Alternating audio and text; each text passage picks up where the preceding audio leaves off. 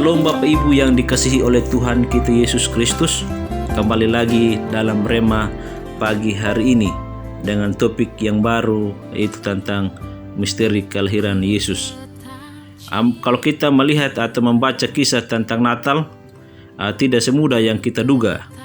Ya, kalau kita membaca mulai dari Matius 1 ayat 18, di sana berkata, kelahiran Yesus Kristus adalah sebagai berikut. Pada waktu Maria ibunya bertunangan dengan Yusuf, ternyata ia mengandung dari Roh Kudus sebelum mereka hidup sebagai suami istri. Kita lihat kata di sana adalah ternyata ia mengandung dari Roh Kudus. Loh, apa maksud dari mengandung dari Roh Kudus? Ya, kalau kita melihat sekarang ini di dalam dunia kedokteran, kita tidak pernah melihat lagi atau kita tidak pernah mendengar selain dari Maria ibu Yesus ini yang mengandung dari Roh Kudus. Ada banyak kecanggihan atau alat yang begitu canggih sekarang ini bagaimana seseorang bisa melahirkan. Contohnya adalah inseminasi buatan homolog. Itu adalah salah satu bank sperma ya. Yang berikutnya juga ada inseminasi buatan heterolog. Ya, diantaranya adalah bayi tabung. Ya, bayi tabung dan sebagainya. Tetapi mengandung dari Roh Kudus, kita tidak pernah tahu apa itu mengandung dari Roh Kudus. Kalau barang siapa di antara kita yang mau mencari tahu lebih banyak tentang hal ini dari Alkitab, kita akan kecewa karena kita tidak akan pernah menemukan jawabannya di sana. Sebab di seluruh Alkitab hal ini hanya ditulis di dalam Matius 1 dan Lukas 1. Apa yang ditulis di situ pun bukanlah sebuah penjelasan. Alkitab tidak memberi uraian secara biologis atau tidak menyampaikan cerita bagaimana Maria ini hamil. Ya, Alkitab pun tidak menyampaikan cerita sensasi sebagaimana biasanya kita baca tentang hamilnya para dewi dalam cerita rakyat. Misalnya kalau kita melihat dari cerita rakyat Minahasa tentang Limimut atau cerita rakyat Pasundan tentang Dayang Sumbi yang hamil secara sensasional.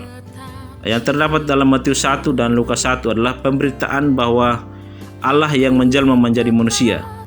Dan untuk itu apa maksud Allah memakai seorang wanita biasa dari Nazaret sebagai saluran proses penjelmaannya? Bagaimana hal itu terlaksana? Tidak juga dijelaskan secara rinci kepada kita. Tetapi peristiwa penjelmaan Allah adalah suatu misteri. Adalah misteri Tuhan yang tidak bisa dipecahkan oleh manusia. Itulah sebabnya kita harus merendahkan hati kita bahwa ada sesuatu hal yang tidak mampu dipikirkan oleh pikiran manusia itu sendiri. Jadi kalau kita lihat di dalam dunia ini ada 3 ilmu pengetahuan. Yang pertama adalah ilmu yang tidak masuk akal. Yang kedua ilmu yang masuk akal. Yang ketiga adalah ilmu yang di atas akal. Kalau berbicara tentang kelahiran Yesus melalui Roh Kudus ini, berarti ilmu yang di atas akal kita. Ya, kita harus merendahkan hati kita untuk menerima itu. Mungkin itu juga sebabnya kalau kita melihat kitab Markus dan Yohanes sama sekali tidak menulis tentang kisah Natal dalam Injil mereka. Ya, kalau demikian apa yang harus kita lakukan terhadap misteri ini? Apakah misteri ini kita harus tutupi ataukah kita tidak perlu lagi membahas tentang kelahiran Yesus? Ya, tetapi tidak demikian oleh orang Kristen. Misteri ini sudah dibakukan oleh bapak-bapak gereja kita. Bahkan kalau kita melihat dari kalangan gereja mainstream, diantaranya adalah saya dulu berasal dari gereja GKS, Gemit, dan beberapa gereja-gereja lain itu selalu membicarakan ini. Salah satunya adalah di dalam pengakuan iman rasuli, Bapak Ibu yang dikasihi oleh Tuhan. Setiap hari Minggu itu kita mengikrarkan percaya kita kepada Yesus yang dikandung daripada Roh Kudus, lahir dari anak Maria. Ucapan tersebut terdiri dari 2 bagian. Yang pertama adalah kata yang dikandung daripada Roh Kudus. Kalimat itu diambil dari Matius 1 ayat 18 yang kita baca tadi.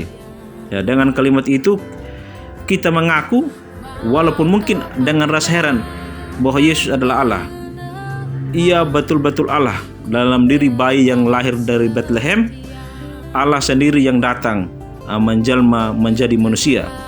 Yang kedua, dia lahir dari anak darah Maria. Kalimat itu juga diambil dari Matius 1 ayat 23. Dengan kalimat itu kita mengaku, walaupun dengan rasa takjub kita, bahwa Yesus adalah manusia sejati. Dia adalah Allah sejati, tetapi dia juga adalah manusia sejati. Ia betul-betul manusia. Dalam bahasa Ibrani ada ungkapan, dia lahir dari seorang perempuan. Kalau kita melihat dari Ayub 14 ayat 1 di sana berkata, manusia yang lahir dari perempuan, singkat umurnya dan penuh kegelisahan. Yesus lahir di muka bumi ini, dia hidup di muka bumi ini hanya 33 tahun dan mengalami hal-hal yang sangat gelisah dalam hidupnya ya. Kalau kita melihat bagaimana dia harus dibunuh, dia harus dikucilkan dan segala macam. Itulah yang dinubuatkan dalam kitab Ayub tadi. Bahkan dalam arti itu Galatia 4 ayat 4 menyebut juga bahwa Yesus lahir dari seorang perempuan. Jadi tetapi setelah genap waktunya, maka Allah mengutus anaknya yang lahir dari seorang perempuan dan takluk kepada hukum Taurat. Jadi dengan kedua bagian kalimat tadi hendak dikatakan bahwa Yesus adalah benar-benar Allah dan juga benar-benar manusia.